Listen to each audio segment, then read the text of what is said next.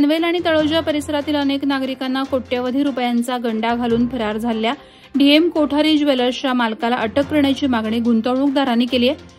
1 तोळा सोन्याच्या गुंतवणुकीवर 1600 रुपयांचा नफा देण्याचा आमिष दाखवून डीएम कोठारी यांनी 17 जणांचे तब्बल 6,50,00,000 रुपये लाटल्याचा आरोप आहे।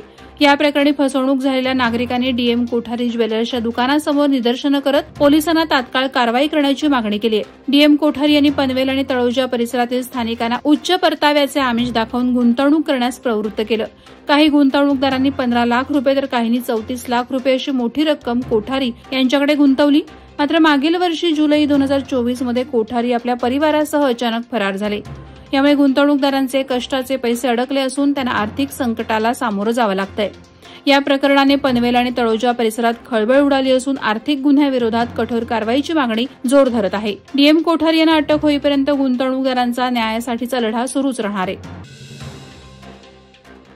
महाराष्ट्र आम्ही एकत्र श्रमिक संघटना, महाराष्ट्र प्रदेश वाहतूक संघटना अध्यक्ष प्रभुदास भोईर आणि प्रादेशिक परिवहन विभागाच्या वतीनं आमदार विक्रांत बाळासाहेब पाटील यांच्या वाढदिवसानिमित्त रस्ता सुरक्षेविषयक जनजागृती कार्यक्रमाचं आयोजन शनिवारी कळंबोली सर्कल येथे करण्यात आलं।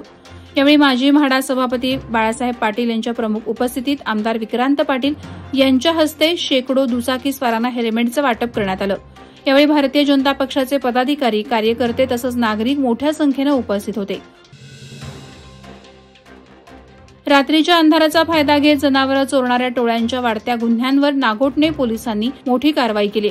शनिवारी सकाळी 6:30 वाजता आयटीआय कॉलेजजवळ नाकाबंदी दरम्यान पोलिसांनी एक आयशर टेम्पो अडवून त्यातून 12 म्हशी आणि 6 रेडे अशी एकूण 18 जनावरं जप्त केली। या जनावरांची एकूण किंमत सुमारे 15 लाख रुपये असून वाहन चालक मोहसिन आस मोहम्मद कुरेशी वय 25 राहणार गोवंडी मुंबई याला अटक करण्यात आली। जनावर दाटीवाटीनं भरून चारा पाण्याची कोणतीही व्यवस्था न करता अमानुषपणे वाहतूक केली जात होती। पोलिसांनी प्राण्यांच्या छळ प्रतिबंधक कायद्यानुसार गुन्हा दाखल केला। या कारवाईत गोरक्षक चेतन कामथे, सौरभ जांभेकर आणि मनीष पवार यांनी महत्वाची भूमिका बजावली। खोपोलीच्या ताकई फाटा येथील दुकानातील 3,20,000 केबल चोरी प्रकरणी पोलिसांनी 6 परराज्य आरोपींना अटक करत 100% मुद्देमाल हस्तगत केलाय। घटनास्थळावरील सीसीटीव्ही, मोबाईल विश्लेषण आणि तपासाच्या आधारे आरोपी पकडण्यात आले। चोरीस वापरलेली रिक्षा आणि टाटा योद्धा पिकअप जप्त करण्यात आली। पुणे, नाशिक, गुजरात आणि मुंब्रा येथे छापे टाकून आरोपींना पकडण्यात आलं। अटक आरोपी हे सराईत गुन्हेगार असून विविध पोलीस ठाण्यांमध्ये गुन्ह्यांची नोंद आहे। चौक कर्जत मार्गावर चौक फाटा, दहिवली पूल आणि कर्जत येथील नेरळ रस्त्यावर शनिवारी आणि रविवारी मोठी वाहतूक कोंडी निर्माण झाली असून प्रवासी आणि वाहन चालक त्रस्त झालेत। रुग्णवाहिकांना देखील मार्ग मिळत नसल्याने गंभीर परिस्थिती निर्माण होतीये।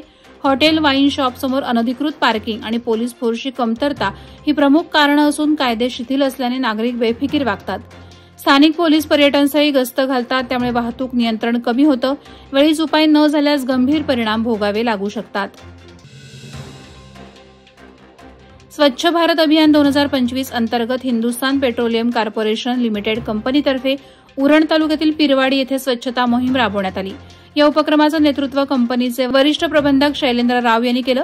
शनिवारी दिनांक 12 जुलै रोजी झालेल्या या उपक्रमात कंपनीचे अधिकारी आणि कामगार मोठ्या संख्येनं सहभागी झाले होते। पिरवाडी चौपाटीवर विखुरलेला केरकचरा गोळा करून त्याची योग्य प्रकारे विल्हेवाट लावण्यात आली। या उपक्रमामुळे उरणवासियांमध्ये स्वच्छतेविषयक जागरूकता निर्माण झाली असून स्थानिक नागरिकांनीही या मोहिमेचं स्वागत केलं। वादळवारा लाईव्हसाठी न्यूज ब्युरो, रायगड। नवी मुंबई व रायगड जिल्ह्यातील ताज्या बातम्या आणि घडामोडींसाठी सबस्क्राईब करा वादळवारा लाईव्ह चॅनल आणि दाबा बेल आयकॉन।